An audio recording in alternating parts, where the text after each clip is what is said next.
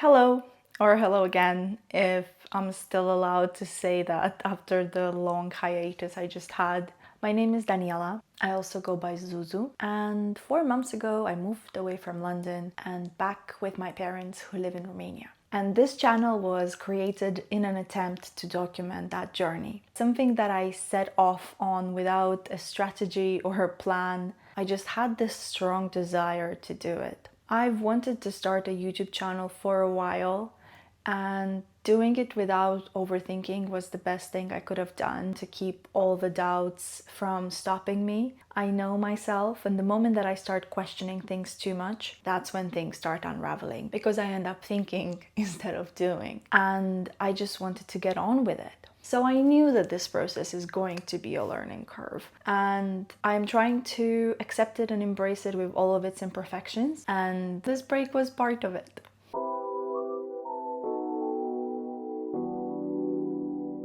Ever since Snapchat times, I really enjoyed the 24-hour format for posts. It's crazy to think I forgot what they were called now, but the Snapchat original version of Instagram stories, basically. Especially in 2016 when I was living in China and at some point traveling solo throughout the country, that's when my use of them really spiked. Being alone in that experience, I enjoyed their immediacy. This was enabling me to feel like I have company, or at least some form of traveling journal. When Instagram appropriated the Snapchat feature, I demonstrated quite a lot of resistance to it. A lot of my friends were posting stories and I was still on Snapchat until probably Kylie Jenner killed it. And then there was that mass migration. Eventually I converted, and that's when the floodgates just open, right? Because that's where everybody was. So now it felt like when I was sharing a story, it had the opportunity and the potential to be seen by basically everyone I knew. So I started sharing quite a lot of things about my life. The trend kind of developed to be this magic of the mundane that I love experiencing and creating for myself. Anything that I find interesting, from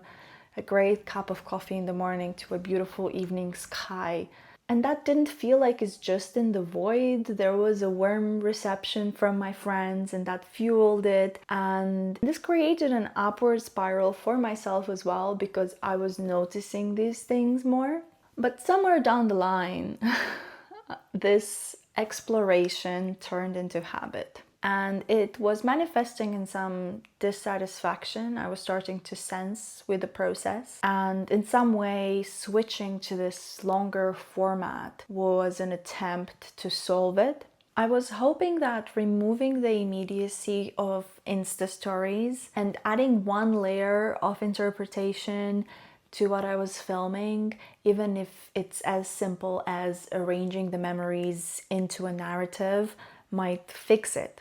Well, 2 months of meticulously documenting my life have highlighted that my discontent with broadcasting my life doesn't necessarily stem from the chosen format. Surprise, surprise, shocker, shocker. But rather the motivations behind it. Big part of which, as I came to realize, is fear. I am scared of time passing. I used to be afraid of forgetting a moment even before it had passed, whilst I was still living it. And so before I even know it, the phone was out, capturing, storing safely, soothing the anxiety of forgetting. I am afraid, and this one is quite contentious even for me, and I'm trying to make sense of it, but I feel like it's important to share it. I am afraid of my life passing and not having done everything I could with the things and opportunities that I was given. I have been blessed with incredible people in my life, and the amount of things that I've learned through them, with them, through my own experiences as well, I feel this sense of responsibility not to waste it in a way.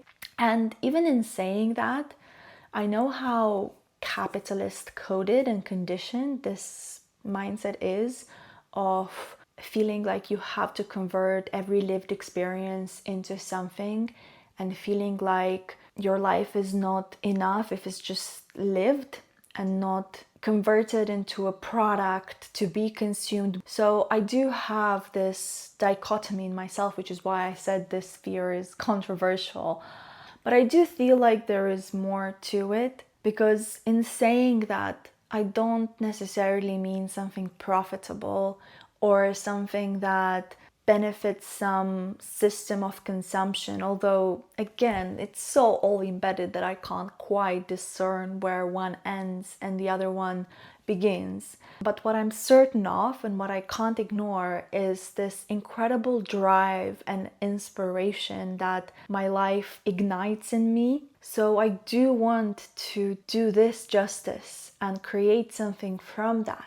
And for the longest time, the only manifestation I could imagine for this was this direct recreation of it. I see it, I snap a photo or a video, I share it. And throughout the last year, having had the opportunity to have a creative job, I am slowly realizing that this direct nature of what I'm doing is really a limitation and stems from a distrust I have in my own imagination and in my own internal capabilities to alchemize my life in a more complex way. And this summer, discovering the art of Mayan Sophia Weistub, I hope I said that correctly, has awakened my hunger to challenge my interpretation of reality beyond this direct line of recreation. And to be entirely honest, I can't say that I have suddenly found this confidence and this artistic and creative channel has opened. No, but as I said, there is a distrust I have in my imagination and my skills. I feel like for me to unearth if there is more, I have to first stop doing what I'm currently doing and break some patterns to see what new things can come out of it. If whenever I see something inspiring, I almost action that instantaneously by recording it, my imagination is like, okay, we don't have to do anything else with it. It's done. However, if I leave that space open and trust that it will land somewhere and it will connect at some point, and one day, when I least expect it maybe, or in a dream, I will see what this sparks in me. And again, I can't know if that is going to happen. But if I keep repeating the same patterns, I will never find out. And I am curious, and I'm approaching this with curiosity.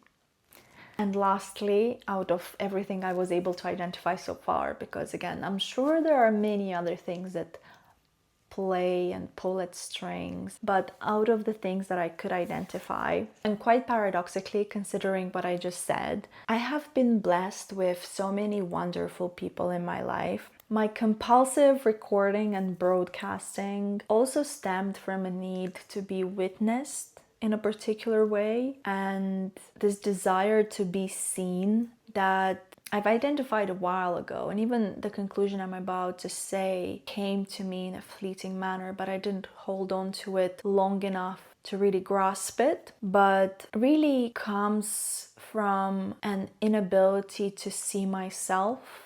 So yeah, a big package of things, which was possible to unpack because the 2 months that I spent recording everything were also 2 months away from London, still spent in more stillness and with a slower rhythm than what I was used to. And most importantly, it allowed me to gather my attention, which was very scattered, and direct a big part of that inwards. And having had this chance to develop it made me realize that living with an intense awareness is the solution to the fear of forgetting, the solution to the fear of time passing, the solution to the fear of watching my life go past me. And it's also interconnected and interrelated because being completely there, present in the moment, and aware of my being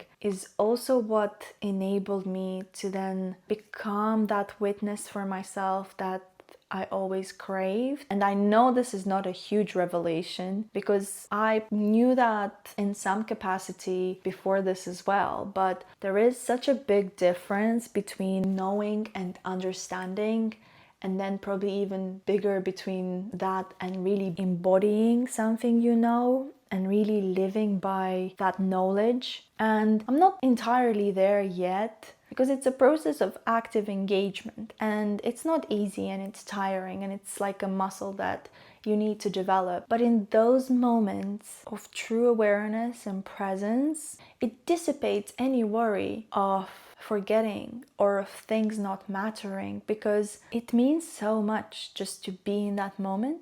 And I may create another video another day just on this, but for the purposes of this video, I think I just want to express how I somehow found a very different key to this door that I kept trying to unlock using a very wrong approach to it. Compulsively recording everything was just a band-aid, an anesthetic that was sorely numbing down the symptoms without really addressing the cause. All of this being said, I don't know if I would have gotten to the same conclusions had I done things differently. It was all essential to this process. And I also know that I love video creation and I don't want to give it up. I just feel myself on the threshold of a new phase, and I do want to do it in a more structured way. And that's what took some time and some searching and brought me to this new format of this is what I have learned from. I love learning about the most random and unrelated things from an array of different subjects: art, nature, self-improvement, spirituality, life. And I've been looking for a way to bridge all of these into a congruous line whilst fighting my inner critic that was screaming at me, what gives you the authority to speak about any of these? And it all finally clicked in a conversation I had with a friend of mine to whom I was explaining basically all of the things that I've just spoken about, to which she simply asked me, why don't I just share more of my learning journey? Not claiming that I know, definitely not claiming to be an expert at anything, simply sharing my passion for it and my approach to life, which is that you can learn something from anything.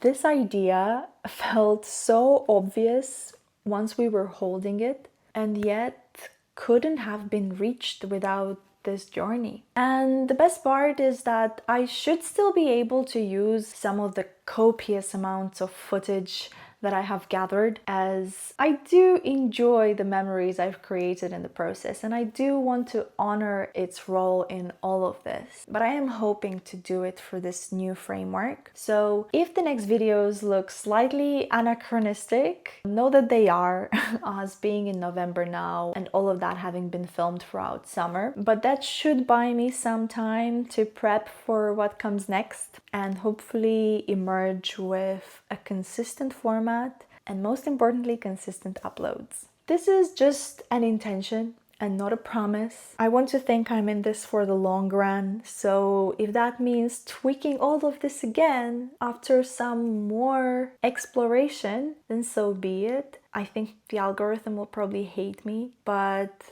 I want to treat this as my creative playground and really discover what I want to be doing. So yeah, better done than perfect, I guess. And this is doing it. So until next time, whatever it may be.